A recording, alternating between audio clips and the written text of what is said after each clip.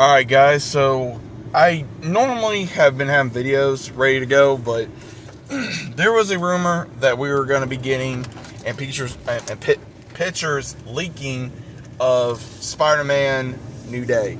So the trailer's out. I was going to react to it, but I figure I go ahead and talk about it because, again, always my luck, there's always some type of copyright or something, so I just don't want to have that issue.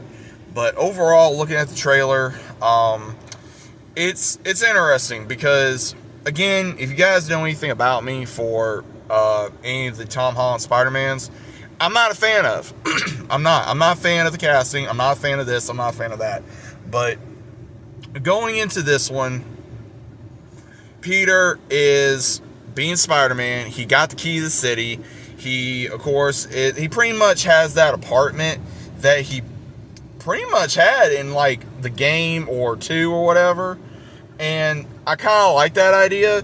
And he's pretty much stalking Ned and MJ because of, their minds being wiped because of course, the last movie.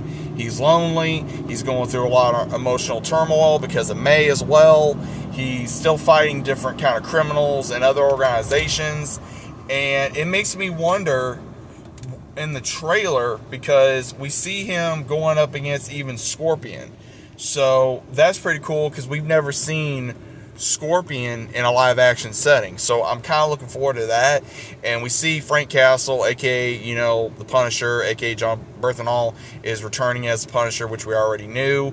And it looks like maybe he knows who he is. I'm not entirely sure. But he's like, "Oh, Frank, you hit me with a car." He's like, so I'm kind of glad they're making it a little bit more adult rated.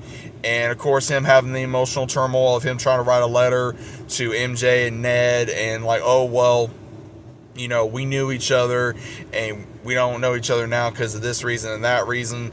Then we see where he's going through a mental stress. And of course, instead of putting, which would make more sense, and I wish they didn't do this, they had to put Mark Ruffalo in there, aka Bruce Banner, which, again, I'm not a fan of Mark Ruffalo right now, but he literally, I guess, is going to try to help Peter the same way Dr. Connors did in the comics and the show, because, again, I'm more with the show for this, but it looks like they may try to do Monster Spider because of him having webs all over his apartment, him waking up upside down with literally webs all around him, and then it looks like maybe his eyes go black, and then also, saying that going through the initial stages of what a spider does. And again, with the genetics of him having spider DNA in him, that makes sense. And they are doing that to where it was in the comics and also some of the shows. Because again, for the show that I grew up on, the 90s Spider-Man, that was a good show because in that one you had Punisher Craven go up against ManSpider and Mariah Crawford, who was a friend and scientist and a friend, of course, of Spider-Man, saved him. So it makes me wonder, is he going to turn? And if so, who's going to save him? MJ? Because I'm sorry, dude, I'm going to say this now. I'm not a fan of Tom Holland. I'm not a fan of Zendaya. I'm not. I think that they overhype them too much. And in all honesty, they're not that good actors either. But they're going to hype this up regardless of what they do. That's what they're going to do. I know Sadie Sink is supposed to be in this. Some say, oh, Spider-Girl or another character or this and that. It looks like they're maybe going to be putting the Hand in here.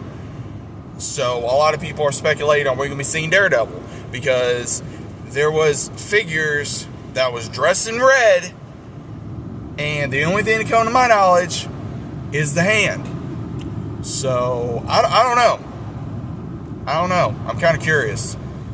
And I wonder if they're going to have Fisk in here or a mention of Fisk because of everything that's happened. And I wonder how this is going to kind of coexist with Daredevil as well. So overall, that is my initial standing of Spider-Man. Now again, I'm going to say this now. If they do ManSpider, I'm hoping they do it very good because I want a terrifying crazy looking, monstrous ManSpider. That was always my envision for that character, because I want to see how Spider-Man, Peter Parker, he becomes this monstrous thing that initially is him if he just let it overtake him because of all the trauma that he's been through. You know, losing Aunt May, you know, still grieving for Ben Parker, and then of course now not having MJ and Ned in his life either. So again, I'm looking forward to seeing how they're going to do that. Yes, I'm going to watch it. Am I excited for it? Not really. I'm just excited to see what they're probably going to do, and they're probably going to have more leaks at some point. But overall, that is my opinion. But guys, what do you think about this? What did you think of the trailer? And how's it going to go? Let me know.